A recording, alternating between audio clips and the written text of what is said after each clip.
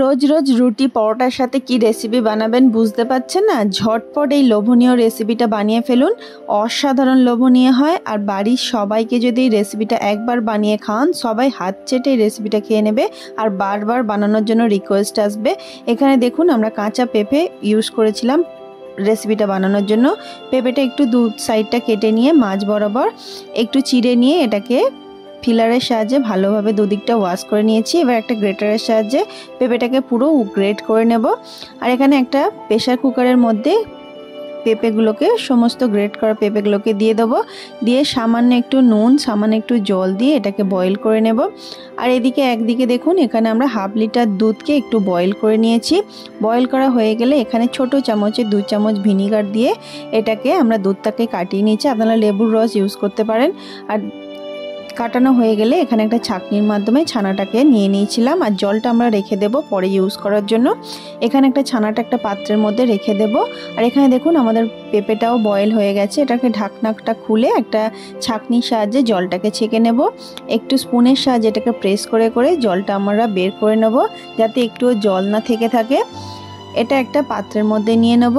আর এখানে দেখুন কিছুটা ভাজা চীনা বাদাম নিয়ে নিয়েছিলাম, সেটাকে একটু মিক্সার গ্রাইন্ডারের মধ্যে গুঁড়ো করে নেব। আর এখানে একটু 1 চামচ নিয়ে নেব গোটা জিরে, 1 চামচ গোটা মৌরি, 1 চামচ নিয়েছিলাম পোস্তদানা, আর একটু গোটা ধনে নিয়ে নেব। নিয়ে একটা ফ্রাইং প্যানের মধ্যে এটাকে একটু হালকা ভেজে নেব। লাস্টে আমরা পোস্তদানাটাকে ইউজ করেছিলাম। এখানে দেখুন এটা ঠান্ডা হয়ে গেলে আমরা একটা মিক্সার গ্রাইন্ডারের মধ্যে ভালোভাবে গুঁড়ো করে নেব। আর যে ছানাটা আমরা নামিয়ে রেখেছিলাম হাতের সাহায্যে একটু ম্যাশ করে নেব। আর এখানে দিয়ে দেবো একটু যে বাদামটা গুঁড়ো করে রেখেছিলাম সেটা, চিলি ফ্লেক্স, একটু কাসুরি মেথি, একটু যে মশলাটা গুঁড়ো করে রেখেছিলাম তার থেকে অল্প একটু মশলা, সামান্য একটু দিয়ে দেবো নুন, একটু দিয়ে দেবো চিনি, একটু দিয়ে দেবো গুঁড়ো দুধ দিয়ে ভালোভাবে হাতের সাহায্যে এটাকে মিশিয়ে নেব। একটু দোলে দোলে এটাকে মিশিয়ে নেব আমরা। এটা মেশানো হয়ে গেলে আমরা এটাকে সাইডে রেখে দিয়ে আমরা যে পেঁপেটা বয়েল করে নিয়েছিলাম এর মধ্যে বেশি ময়দা দেওয়ার দরকার নেই, অল্প একটু ময়দা দিয়ে পেঁপেটাকে আমরা হাতের সাহায্যে মিশিয়ে নেব। মেশানো হয়ে গেলে এবার আমার হাতের মধ্যে না লেগে যায় তার জন্য হাতের উপরে একটু তেল দিয়ে, যেহেতু উপরে সামান্য একটু তেল দিয়ে দেবো যাতে হাতে না লেগে যায়। এবার এই পেঁপের পুরটা থেকে আমরা সামান্য একটু করে পেঁপের পুরটা নিয়ে নিয়েছি। আর এখানে যে ছানার কাটিয়ে রেখেছিলাম, যে পুরটা বানিয়ে রেখেছিলাম, সেই ছানার পুরটা আমরা এখানে নিয়ে পেঁপের মাঝ বরাবর এটাকে দিয়ে এটাকে বন্ধ করে দেবো। দেখুন এটা খুব সহজে হাতের সাহায্যে হয়ে যায়। একটু জল জল মতো থেকে থাকে যেহেতু পেঁপেটা বয়েল করা ছিল, কিন্তু ইজিভাবে এটা তৈরি হয়ে যায়। তো এমনিভাবেই আমরা সমস্ত বলগুলোকে এমনিভাবেই তৈরি করে নিয়েছি। তো আমাদের সমস্ত বলগুলো তৈরি করা হয়ে গেলে আমরা একটা পাত্রের মধ্যে সমস্ত বলগুলোকে নিয়ে নেব। এবার কিছুটা ফ্রাইং প্যানের মধ্যে তেল বসিয়ে দিয়েছিলাম গরম হওয়ার জন্য। সামান্য একটু তেলটা গরম হয়ে গেলে এটাকে মিডিয়াম টু হাই ফ্লেমে রেখে যে পেঁপের বলগুলো তৈরি করে নিয়েছিলাম সেগুলো দিয়ে দেবো।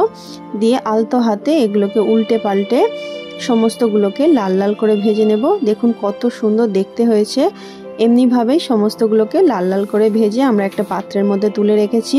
এবার একটা ফ্রাইং প্যানের মধ্যে কিছুটা সর্ষের তেল নিয়ে নিয়েছিলাম, দিয়ে দেবো একটু গোটা গরম মশলা আর 2টো পেঁয়াজকে মিডিয়াম সাইজ করে ছোটো ছোটো টুকরো করে কেটে নিয়েছিলাম, সেটাকে কড়াইয়ের মধ্যে দিয়ে ভালোভাবে ভেজে নেব। তারপর দিয়ে দেবো একটা টমেটো, স্বাদ মতো নুন দিয়ে আবারও ভালোভাবে পেঁয়াজটাকে ভেজে নিয়েছি। ভাজা হয়ে গেলে এখানে আমরা যে মশলাটা বানিয়ে রেখেছিলাম সেই মশলাটা দিয়ে দেবো।